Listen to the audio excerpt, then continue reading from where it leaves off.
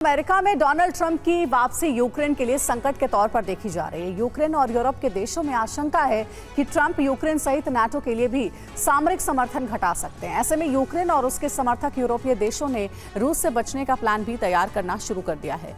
Ukraine के राष्ट्रपति Volodymyr Zelensky ने नए एक्शन प्लान का ऐलान कर दिया है। ज़ेलेंस्की की कोशिश ट्रंप को मनाने के साथ साथ सरेंडर से बचने की। इसके साथ ही यूरोप के कई देशों ने रूस पर लॉन्ग रेंज हमलों की अनुमति देने का दबाव बनाना शुरू कर दिया है। देखिए यूरोप में क्या सैन्य गतिविधि हो रही है और रूस इनके खिलाफ क्या तैयारी कर रहा है। 20 जनवरी से शुरू होने वाले डोनाल्ड ट्रंप के दूसरे कार्यकाल को क्रेमलिन उम्मीदों से देख रहा है, तो पूर्वी यूरोप में यूक्रेन और उसके कई समर्थक देश आशंकाओं से घिरे हैं।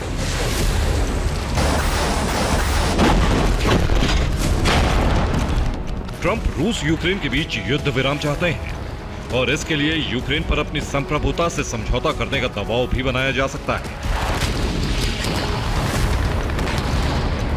ट्रंप के इस कदम से रूस का साम्राज्य भी बढ़ेगा और रूसी सेना का मनोबल भी। यूरोप के देश नहीं चाहते हैं कि रूस ये मानकर चले कि भविष्य में युद्ध छेड़ने के बाद भी समझौता उसकी शर्तों पर हो जाए।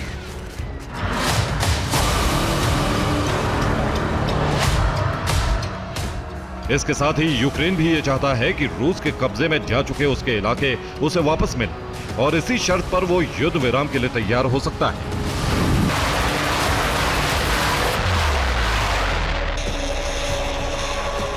इसीलिए यूक्रेन के राष्ट्रपति व्लादिमीर ज़ेलेंस्की ने नए एक्शन प्लान का ऐलान कर दिया है।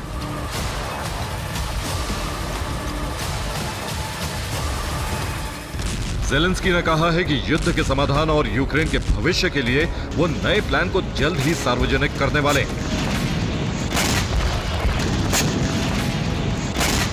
ज़ेलेंस्की ने अपने टेलीग्राम चैनल पर इस प्लान के बारे में थोड़ी जानकारी दी।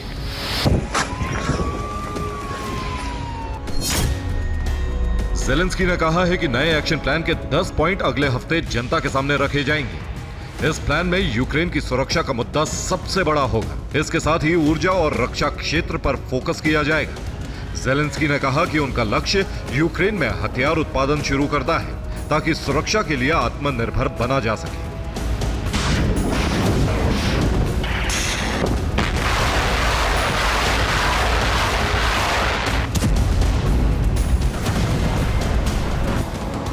यूरोप के देश ज़ेलेंस्की के समर्थन में हैं और चाहते हैं कि यूक्रेन को हथियारों के साथ तकनीक ट्रांसफर भी की जाए और यूक्रेन में बड़े पैमाने पर हथियारों का निर्माण शुरू हो सके।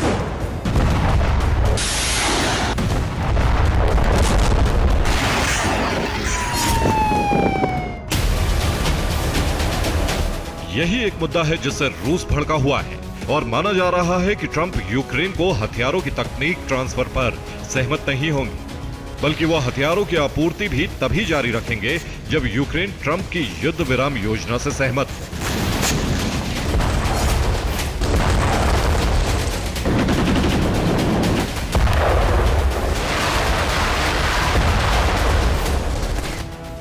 ज़ेलेंस्की भी इस बात से वाकिफ हैं और इसीलिए बाइडेन प्रशासन से रूस पर लॉन्ग रेंज हमलों की बातचीत तेज कर दी है।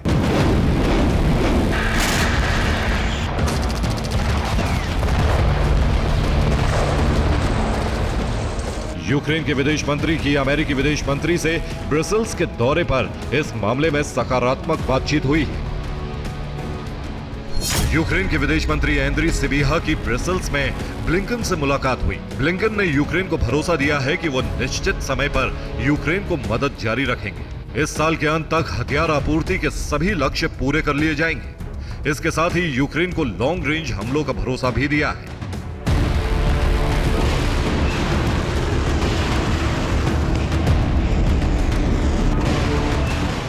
अगर पश्चिमी देशों से यूक्रेन को रूस पर लॉन्ग रेंज हमलों की इजाजत मिलती है तो इससे जंग भड़कना तय है।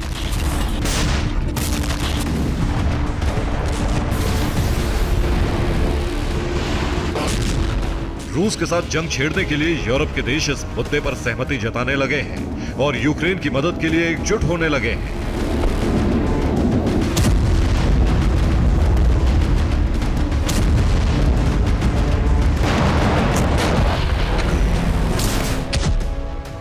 फ्रांस ने यूक्रेन को लॉन्ग रेंज स्कैल्प मिसाइल देने का वादा किया है। इसके साथ ही फ्रांस में यूक्रेन के 4500 जवानों का सैन्य प्रशिक्षण पूरा हो चुका है। जवानों की इस ब्रिगेड को एनए ऑफ कीव नाम दिया गया है। इन जवानों को इन्फेंट्री, आर्टिलरी और मिलिट्री इंजीनियरिंग की ट्रेनिंग दी गई। अगले हफ्ते से ये ब्रिगेड फ्रंट लाइन पर उतारी जाएगी।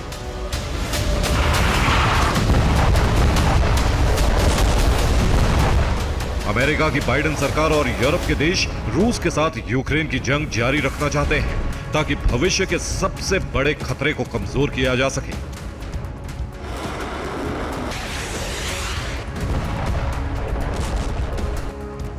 अमेरिका की बाइडेन सरकार ने यूक्रेन को मदद जारी रखने के लिए प्रतिबद्धता जताई है। इसके साथ ही बाइडेन ने कहा है कि अमेरिका को परमाणु शक्ति बढ़ाने की जरूरत है। बाइडेन ने कहा है कि अमेरिका के लिए रूस, चीन और नॉर्थ कोरिया की तरफ से खतरा बढ़ता जा रहा है। अमेरिका को न्यूक्लियर वेपन फोर्स बढ़ाने की जरूरत है। इसके साथ साथ परमाणु हथियारों को तेजी से अपग्रेड किया जा रहा है। आने वाली ट्रंप सरकार को इस मिशन को और तेज करना चाहिए।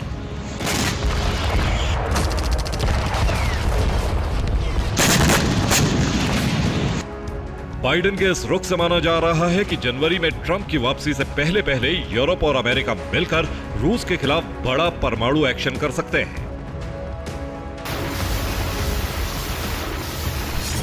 14 नवंबर को ही सुपर प्राइम टाइम में TV9 भारतवर्ष ने बताया था कि कीव में प्लूटोनियम से टैक्टिकल न्यूक्लियर वॉरहेड तैयार कर लिया है और सरेंडर की नौबत आने से पहले ही इसका रूस के खिलाफ इस्तेमाल किया जा सकता है।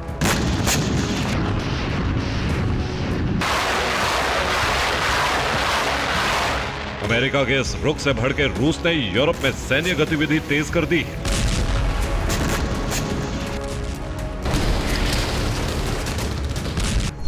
रूस का एक जासूसी युद्धपोत आयरिश सागर में आइल ऑफ मैन के आसपास गश्त लगा रहा है। ब्रिटिश नेवी के P-8 पोसाइडन विमान इस पर नजर रखे हुए हैं। रूसी पोत सागर तल पर बने इंफ्रास्ट्रक्चर सहित यूनाइटेड किंगडम के नेवल ठिकानों की जासूसी कर रहा है। इसके साथ साथ रूस ने कैस्पियन सागर में ड्रिल शुरू कर दी है।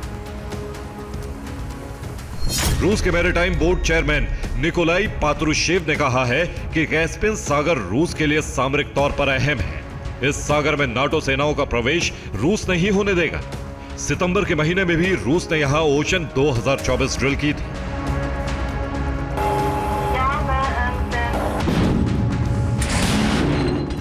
रूस ने करीब करीब अपने सभी परमाणु हथियारों को अपग्रेड कर दिया है।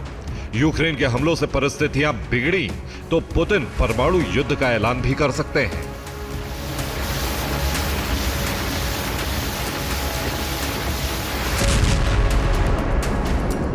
Bureau report, TV9 Bharatvarsh.